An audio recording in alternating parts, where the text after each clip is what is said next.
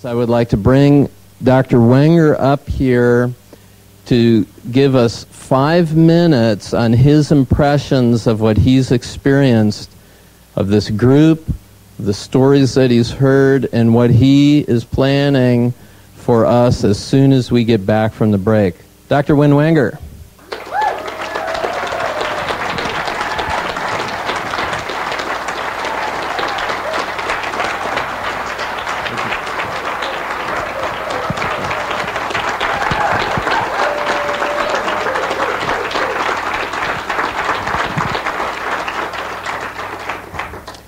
Thank you very much.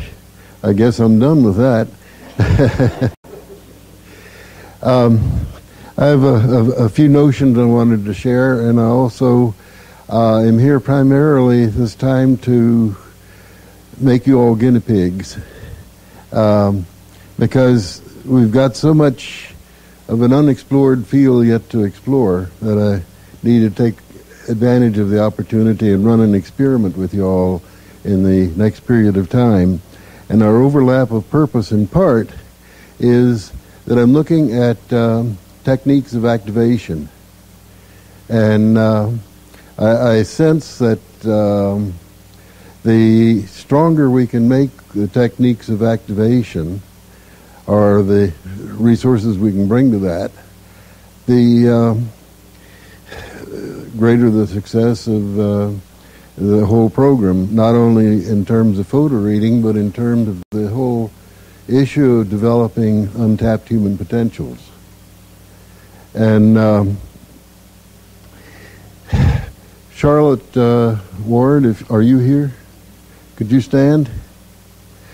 I want you to thank Charlotte Ward. It's her fault that I made contact with the with Paul Shealy, and other things unfolded from there, and that I'm here now. Charlotte?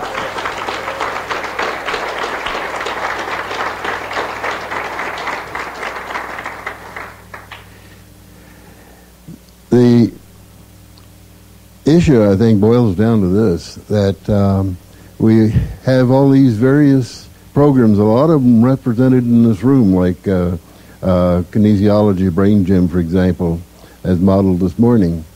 We have a lot of different programs that are dealing with various facets of human potential represented in this room and which exist across the landscape. And we each have been developing from our own particular focus or perspective different insights and different notions about the more general question.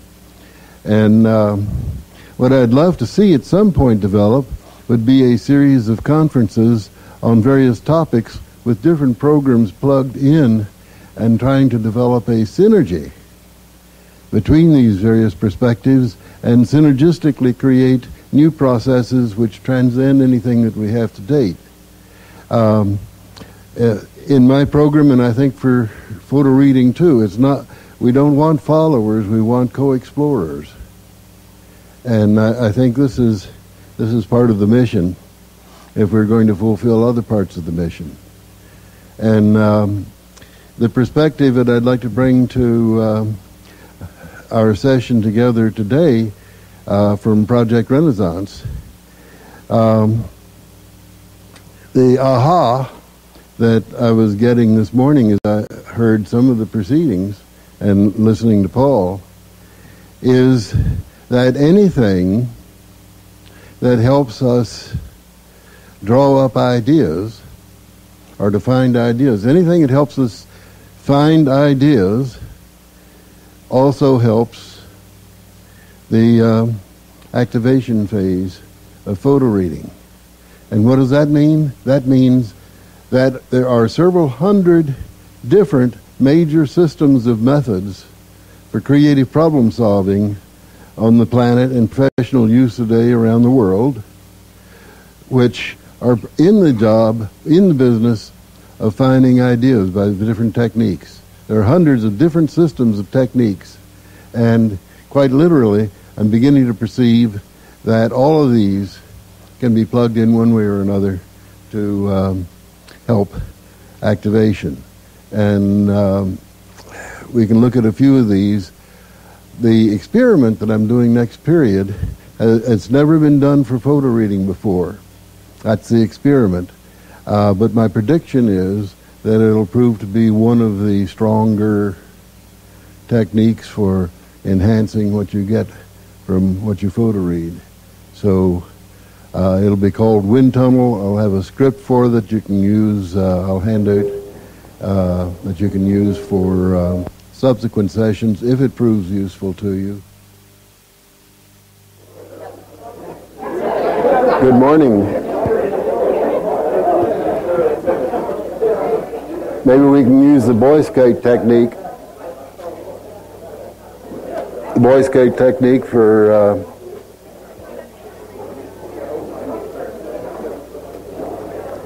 can everybody hear me? I'll try softer. Can everybody hear me?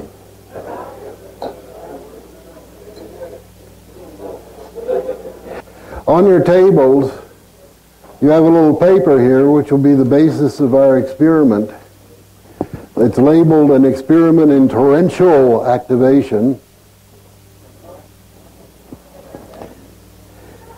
And we'll refer to it at a couple of points, but when we do the actual process, we'll put the paper aside and I'll kind of lead the steps for the first occasion. It's a little paper called An Experiment in Torrential Activation. I just want to make sure everybody has that. If a thing works, then you'll have that for future reference. And if it doesn't, we'll pretend it didn't happen.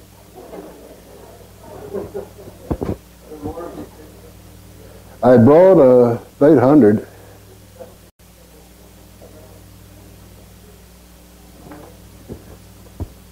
Okay, more are coming, so if you just hold up your hand until one is magically placed there.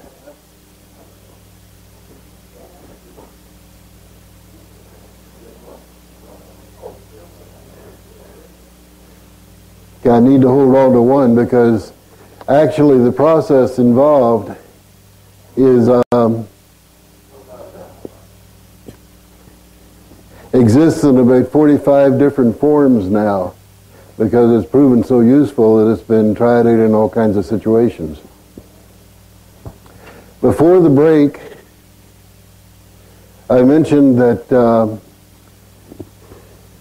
anything that helps us generate ideas, helps us reach for and find ideas, probably helps us to activate photo-read information. And you have a little bit of experience with image streaming and some of the related processes using imagery as one of the ways to contact ideas, contact your beyond conscious. I've been preferring to call that the beyond conscious rather than the unconscious, because we may be unconscious, but it sure isn't.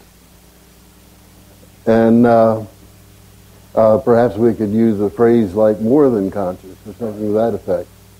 At any rate, contacting that part of the brain and mind, contacting that information, anything that helps us find ideas, then I believe helps us in activating information, in which case we'll be in pretty good shape with this.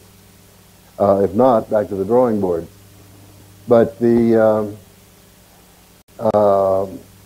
fact is that there are hundreds of different creative problem-solving methodologies around the world whose business is to enable people to, by various, and I emphasize the word various, methods, to discover ideas. So it's a huge resource lying out there. It's not just the interface between Project Renaissance and photo reading, but the interface between 100 different programs of CPS, creative problem solving, and photo reading. That's a resource for further investigation. And we're here as co-explorers. There's so much of the issue of human potential and activating human potential that hasn't been touched and needs investigation. And so I'm trying to seize on every opportunity to at least do a little bit of that investigating. Because what we know is less than a drop in the bucket compared with what's there to know. The treasure is, the gold is still right there in them thar hills. We haven't had our major strike yet. We're just beginning to move in that direction. And between us, maybe we will have that first major strike. The reason that imagery and the image streaming process have been helpful to you is largely because 80 to 90% of your brain is involved with sensory image association, and only 2% of your brain is involved with word association type thoughts and perceptions. So where is most of our intelligence? And instead of throwing numbers at you, I'd like to give us an appreciation at a different level of what's at stake. I'd like to borrow back the thumb that Paul was giving us a while ago. If you'll hold your thumb up at arm's length distance and stare at the thumb, and just simply, without moving your eyes from the thumb, notice how much more of the room and your surroundings that you're able to see beside your thumb.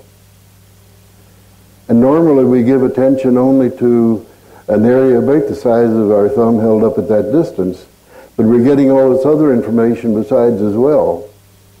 Thank you. You can let your thumb down. And the information that we give our attention to, we're conscious of, and then all the rest of that information, it's also still coming in, and still, that's just for current experience, and still coloring everything else that we're experiencing and so forth. Take it to another level, not just current experience. If you'll indulge me for a moment and look at your foot. If you'll look at your foot, and look at the little bit of rug that's under your foot. When we take into account the fact that every experience, conscious and unconscious, is still with you, then if we look at that little bit of rug under your foot, let's regard that as your conscious resources of brain and mind. And with that in mind, then look around you at all the rest of your resources. And I think this gives us a little perspective as to the stakes we have to work with and how much room we have to explore in. So thank you for indulging me in that. And we were talking about image streaming and using images as a way to contact, and also using image streaming as a way to build state, which I believe you've been doing for some years now. Because you look at your ongoing spontaneous images and you're automatically working at theta levels. But I'd like to explore with you an entirely different approach to activation of information, and I call it the torrential approach because it involves some sort of torrential outpouring of perceptions on the basis that you get enough flowing out, and you have to keep feeding that flow. It kind of pulls other insights and information into play, and you've experienced some of that with your free-noting already. And the process that I want to try this time is similar to free-noting, but you might find to be even stronger for pulling out further information. And so in this torrential light flow process, which we call wind tunnel, and you'll experience why we call it wind tunnel. The wind tunneler digs in his information and describes to his partner everything that's going on. His partner is recording only the two or three most interesting things that she or he hears going by. Because if you tried to record everything, you'd be slowing the wind tunneler down, and an important part of the process is speed, and if anything, doing whatever it takes to encourage your wind tunneler to speed up. And so as we go through wind tunnel, I think it probably helps to look at the brainstorming rules first, which start on page 2 of this handout. And we'll just take a quick look at that.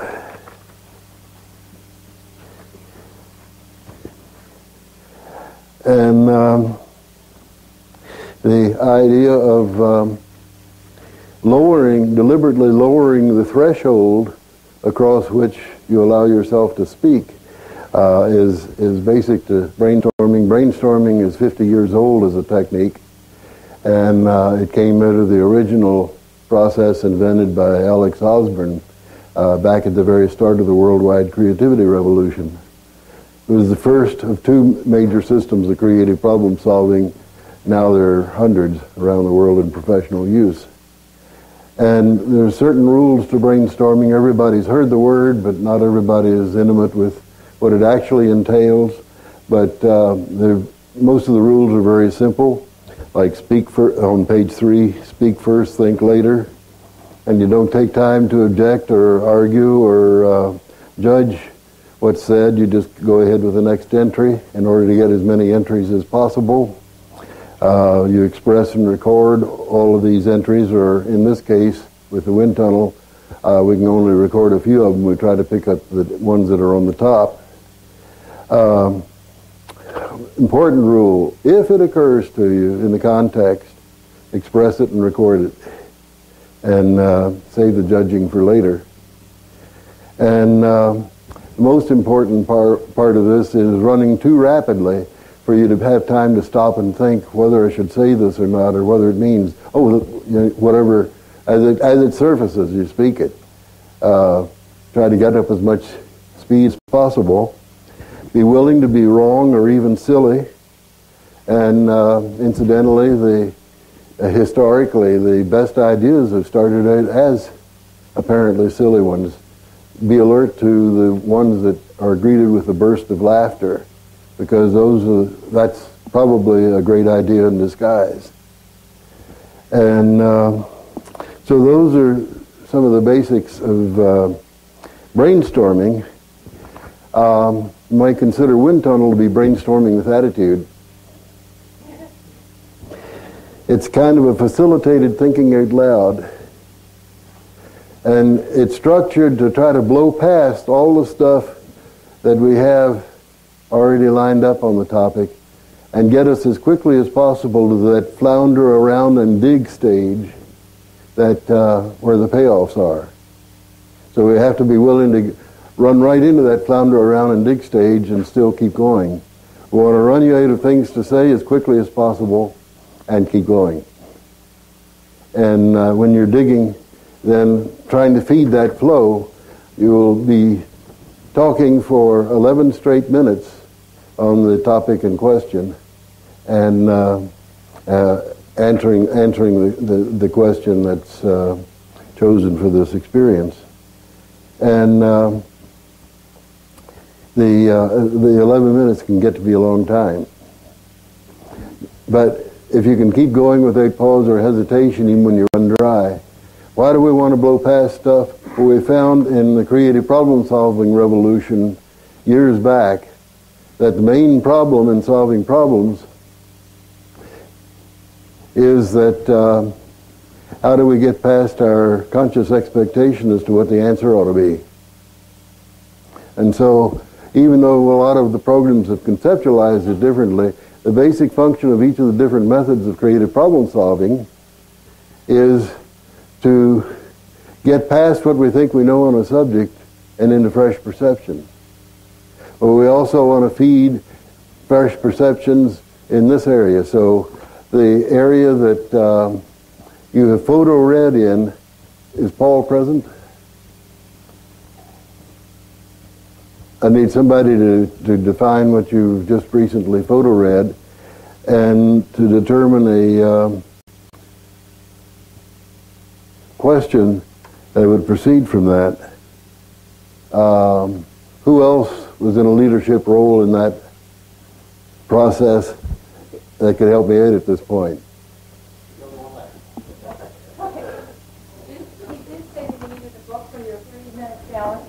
And one other book. Was that correct? Thank you, Wynn. All right, I'll just stand close. Okay. Paul did say that, whoops, I'm blasting you out. Okay. Paul did say that you're supposed to have your 30-minute, the book for the 30-minute challenge, correct? Did he say that this morning? Okay, one of the books from the Power Day that you want to activate. So that is the one that you're going to be using. All right? And you have that? Oh, so we'll need to get those books. All right, so so what are you going to do, Paul? I mean, who are you? Wynn. Okay. Right now, all right. I'm Wynn. Okay, this is Wynn. All right, when will you need this book? Only afterward. We can work this without the book in hand now, so we save ourselves that step for now. And if everybody can return to their seats, I can give the rest of the instruction. Okay. Two things. You don't need the book right now, so you can return to your seats. And the other thing is that Lynette is handing out some of the handouts, which some of you weren't able to get earlier, so we made some copies. So if you need one, please put up your hand so we know, so she can see it. Okay, thanks. Now you can have it back. Okay. You want to put it on? What I need for you to do is to jot down, everybody hear me? To jot down a question or a topic. We'll just call it a topic. Jot down a topic based on what you think the subject matter was about in the book that you photo read. And that question should also reflect your intention, the intention that you formed while reading it. So design a question or a topic around that intention related to the book that you photo read. Can we do that? Okay, well,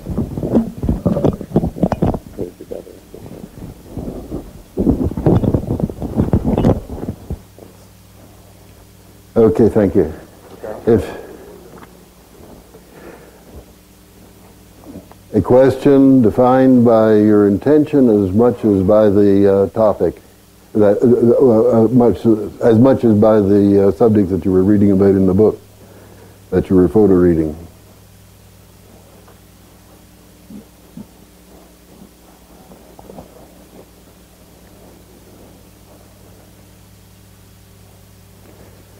And then if you could pull together in pairs, and if possible, I'd really like everybody in pairs this time so that everybody has the experience on both ends of the process.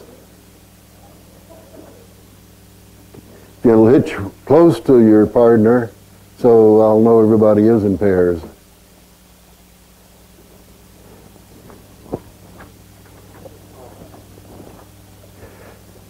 And if you have to move to be part of a pair, take along at least a little notepad so that when it's your time to be listener, that you can jot down a couple things as the process unfolds.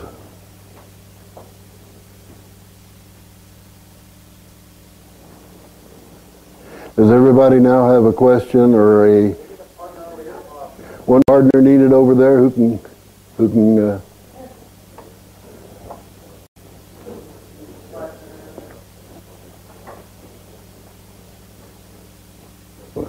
well, so maybe somebody will have the honor of being your partner, Paul.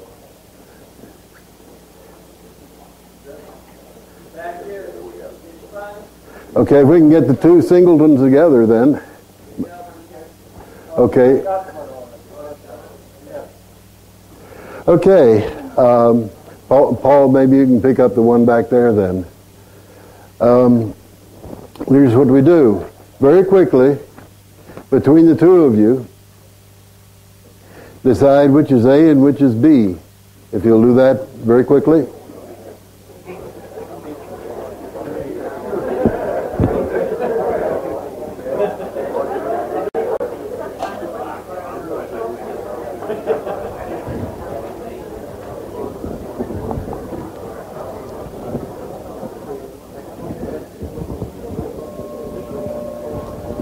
Okay.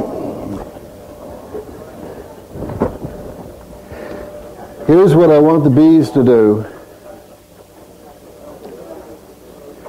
After you share what your topic or your question is with your listener, I want the bees to be the wind tunnelers on the first round. And In order to do that, and all the instructions that are on page 4 I'll be giving you, so you don't need to bother with the paper right now, but just take your topic or question and start answering that topic or question to your listener as soon as I give you the go-ahead.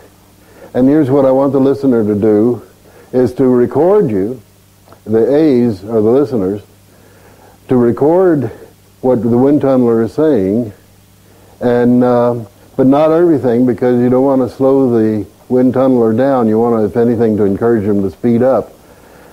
And so you just pick up the 3 or 4 most interesting things that you hear going by and jot those down out of the torrent that's going by. The wind tunnelers again, all B's. If you will speak as rapidly as you can, saying whatever comes to mind, that hoping that it relates to the topic, but not judging whether or not it does. And with the rules of brainstorming in mind, and maybe some other things, just pour forth and just see how much you can get said about that topic. And remember, we're trying to get as quickly as possible to the point where you run out of things to say and have to dig and flounder. So when you reach the flounder around and dig stage, keep going without let up. Yes? As the listener, I'm only supposed to put down 2 or 4 things yes. every 11 minutes? Yes. You can put down more if you want, but not so much so that you're slowing him down. What was that? Kind of thing. You only want to encourage your partner to speak faster. And so, as readily as that, all B's, all wind tunnelers, take your topic or question and start answering it to your listening partner, beginning now. Spiritual book than anything else, and what I found was it wasn't so much what was in the book, it was more to do with perhaps the core message that was coming across, and the core message basically being put out into the world, and you'll get back what you need. And one of the other concepts that came across to me was basically about sharing things.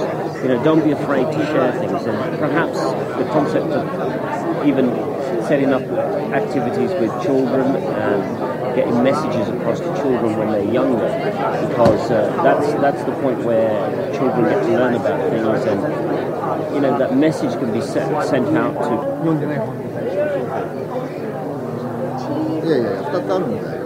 だから、まず読んだ本に対して、写真も回ってるから、やったふりしないと回っていいからって言う。はい、そうですね。なんか、言う俺が書いてるふりするよ。OK。Leave. Yes. Yes. いや、日本語でいいんだよ。じゃあ、俺が言うから書いてくれる？はい。そしたらね、コーチングの本でね、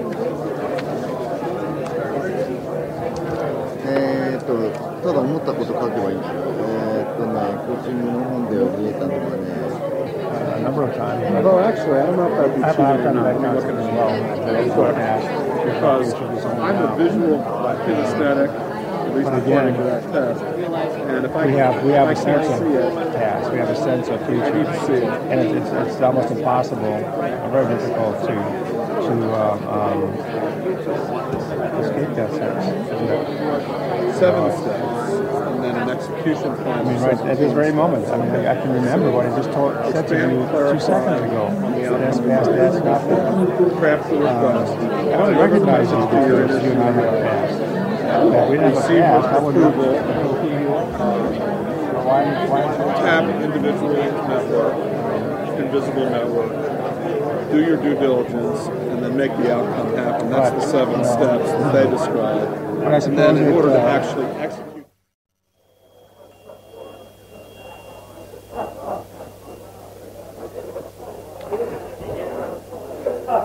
And the secret of the chime is to not be the last person caught talking after the third being.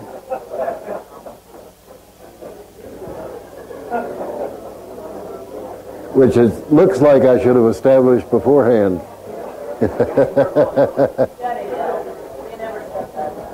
Okay. What I need for the wind tunneler to do now is, while the listener is going through his notes and selecting out the 3 or 4 most interesting points, I need the wind tunneler to jot down very quickly the most interesting 1 or 2 things that he heard passing his own lips. And so if you can do that for just 1 minute, those 11 minutes were a long time, weren't they? Surprisingly long.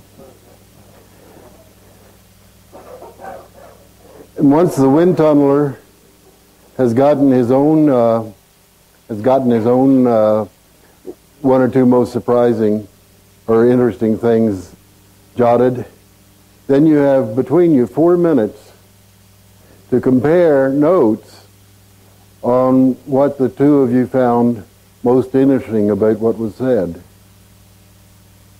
And I will begin that 4 minutes now. You may compare notes on the most interesting thing said.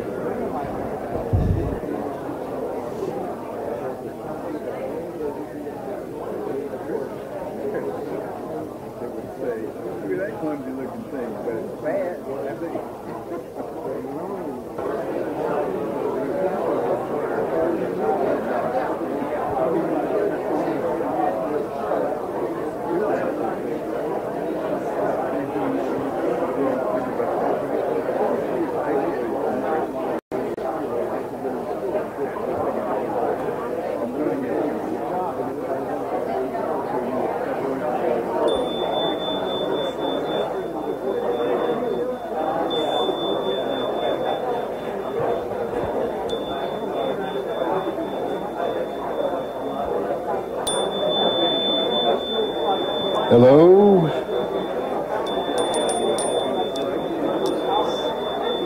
Hello?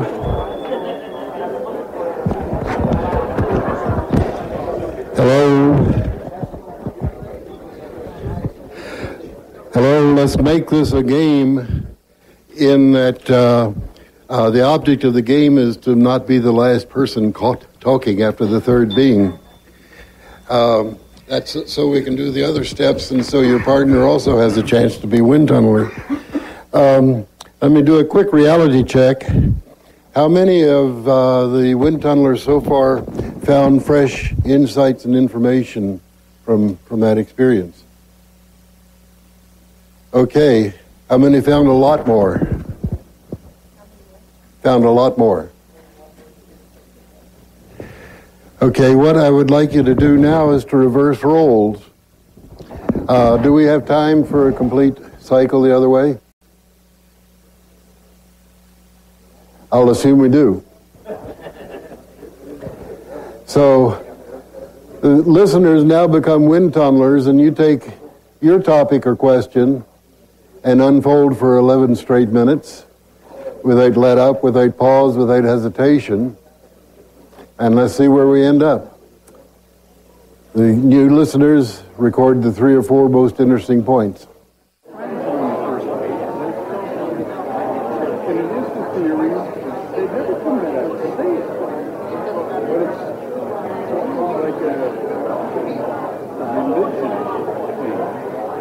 Many religions,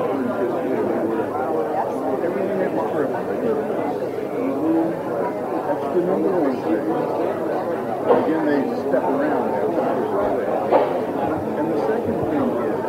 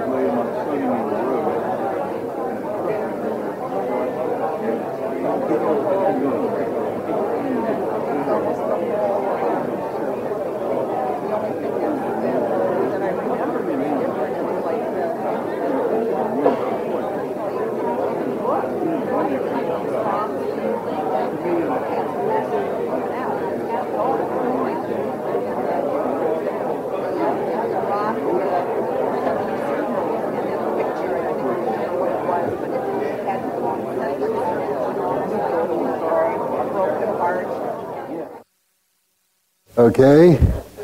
Again, the new wind tunneler should very quickly jot down the one or two most interesting things that he heard pass his own lips. And then in just a few moments we will launch the 4 minutes where you're comparing notes on the most interesting things that you heard during that passage.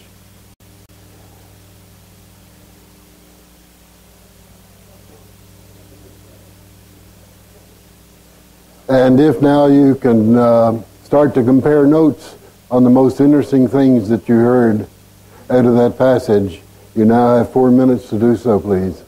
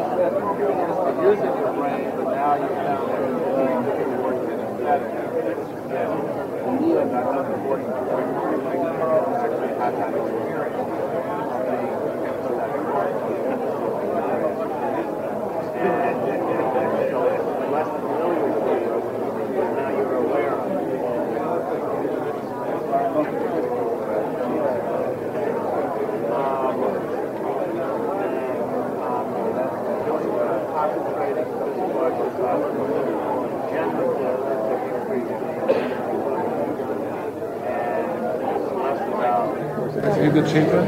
Yeah, well, the one that's on the And so I like this, the balancing as well, the feedback, and the reinforcing feedback, and the metaphor, the snowball going down the hill, and because it gets faster and faster. And so the reinforcing as well, we had something where failure, because they didn't respect those ideas. And so I think once we have this is really important. I like this what you said about the pyramid. There are pyramid mental models, thinking patterns, and obviously it was very important as well because you mentioned it as a trigger word. Yeah, absolutely. And the cause-effect thing, which goes in a way that sometimes it takes longer, but it is always, there's a cause, there's a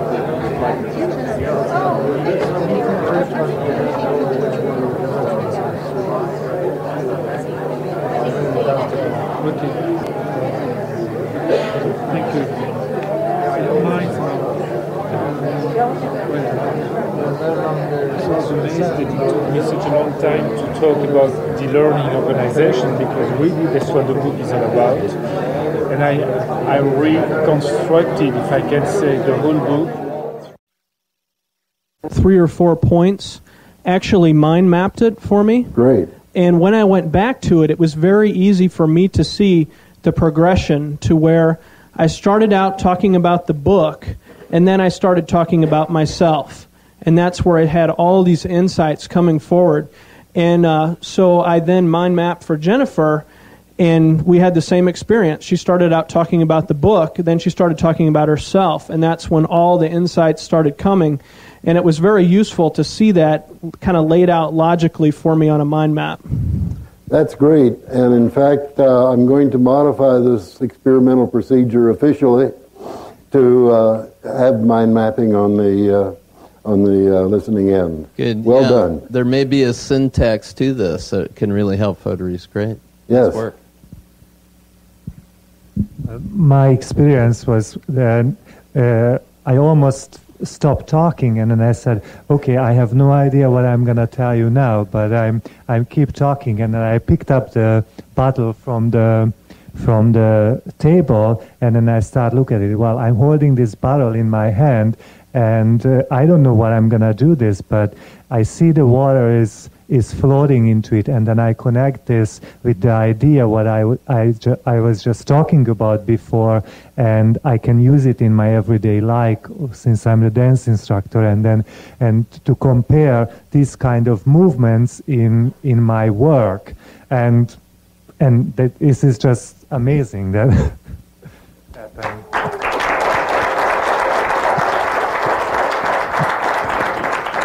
Incidentally, you've just anticipated our crabapple process, which is free on the web, by the way, and in which you allow your eye to be caught by something in your surroundings, and then you break out the various describable aspects of that and relate that to whatever the topic or question is. And we're finding that to be a very effective process. Thank you. I had 2 observations. One is I got out of that need to talk and think about the factual things that were in the book, and to think about what that book meant to me and what I could do with the information from that book to enhance my life. And the second thing with both Jens and I, it seemed like the very last second of the speaking, we got to the really most important piece of the book for both of us.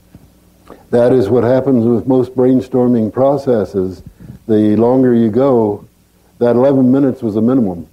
The longer you go, the better the ideas that flow. Okay, I think we have time for just this one more.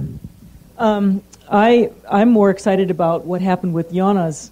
I learned how to mind map from the book last night. I spent about 10, 15 minutes with it, with the mind mapping book that someone has here. And it's an awesome book. It's got beautiful pictures. So I just listened to her talk, and I was aware of, I could feel when she was getting really into something wonderful and when it was just the fluff. And she had a couple of places where she got into the wonderful stuff. And so we wrote that all down. I wrote it all down. And then At the very end, I took a couple of colors and I went, oh my God, this connects to that, this connects to that. The places where my mind map got very tiny and little branches came off and then more little branches came off, more little branches, those were the places where she was getting into the meat of it and something very useful. And it turns out that with the pictures and stuff that I drew and the connections that I drew and the arrows and everything, we've got her whole life planned out here. The pathway to money. She takes the path. Where's the money?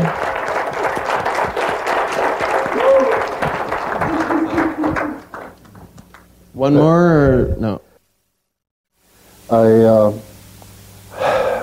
We'll have to do QA over lunch, I guess, when we're doing the other process. But I am trying to develop data.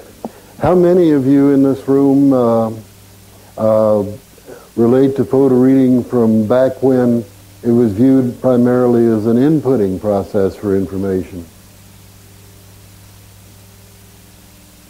I'm wondering if you could do me the favor of comparing and getting the information to me, comparing what you observed changing when you went over to the current system with photo reading as a drawing forth process, and as much detail as you can. I'm trying to understand everything I can about the process as part of trying to arrive at a system of activation that will work for everybody.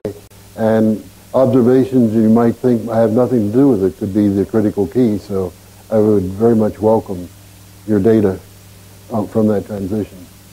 Good. That's why we called it the photo reading renaissance. You know that? No, I didn't. Yeah, it's photo reading renaissance. Great. Applause for Dr. Win Wanger.